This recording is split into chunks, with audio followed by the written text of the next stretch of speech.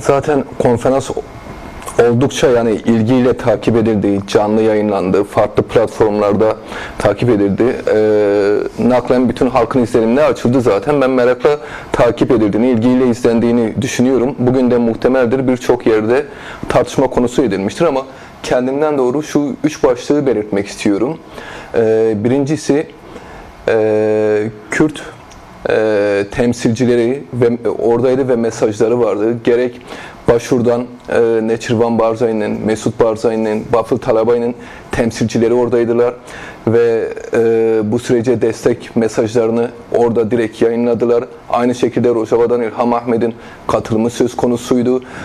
Bütün süreci olan beklentilerini, desteklerini, öngörülerini, hatta daha da ileri götürüp teşekkürlerini sundular. Bu çok kıymetli ve değerli bir şeydir. Öyle çokça bahsettiğimiz ile gelen aslında Kürt Ulusal Birliği dediğimiz şey bu konferansta vücut buldu.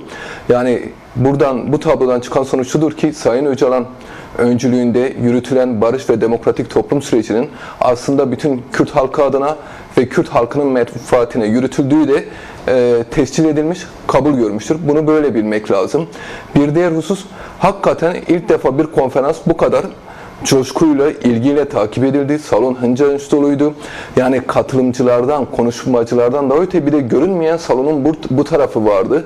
Nitelikli bir katılım, nitelikli bir izleyici hacmi söz konusuydu. Yazarlar, akademisyenler, farklı siyasi partilere mensup kişiler söz konusuydu. Tek tek zikretmeyeyim ama ciddi bir bileşendi. Bu aynı zamanda süreci olan merakın ve beklentinin de bir ilgisidir. Bunu böyle değerlendirebiliriz. Tabii ki bir de sahnede konuşanlar vardı. Dünyanın dört bir tarafından, Hindistan'dan tutalım Meksika'dan gelen, Güney Afrika'dan tutalım Baska, İrlanda'ya kadar gelen katılımcılar söz konusuydu. Bu şunu da açığa çıkarıyor.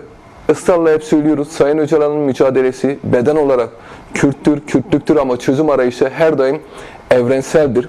Böylesi bir gerçeklik var. Bunu gelen katılımcılar da ilk ağızdan teyit ettiler. John Holloway dedi, buradan ben bir ışık gördüğüm için, dünya hatlarına bir umut gördüğüm için dedi, kilometrelerce öteden okyanusları, karaları aşarak geldim dedi. Hakikaten böylesi bir gerçeklik var.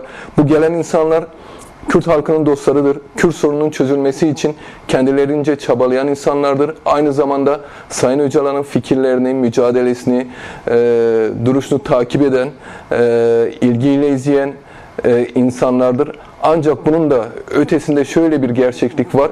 Bu süreç sadece Kürt ve Türk barışı değildir. Bu süreç Anadolu ve Mezopotamya ittifakı temelinde bir Orta Doğu barışıdır. Bu barışın bütün hatlara, bugün kan deryasına dönen, bugün her yerde savaşların patlak verdiği, bütün coğrafyalara da bir rol model oluşturması söz konusudur. Dediğim gibi bunu katılımcılar da belirtti. Üçüncü başlık olarak da şunu söyleyebilirim. Sayın Öcalan'ın sunmuş olduğu bir mesaj demeyeyim daha doğrusu, konferansa, sempozyuma yol çizen, hat gösteren bir perspektif metni söz konusuydu. Bu 50 yıllık teorik ve pratik yoğunlaşmanın, mücadelenin zirve noktasıydı. Barış ve demokratik toplum manifestosunun süzülmüş, rafine edilmiş bir haliydi. Burada real sosyalizm eleştirisinden tutalım, ortak yaşamın ne şekilde inşa edileceğinden hukuk başlığına kadar temel başlıklar vardı. Yer yer eğer vaktimiz ve konumuz el verirse bunları da haricen değerlendiririz.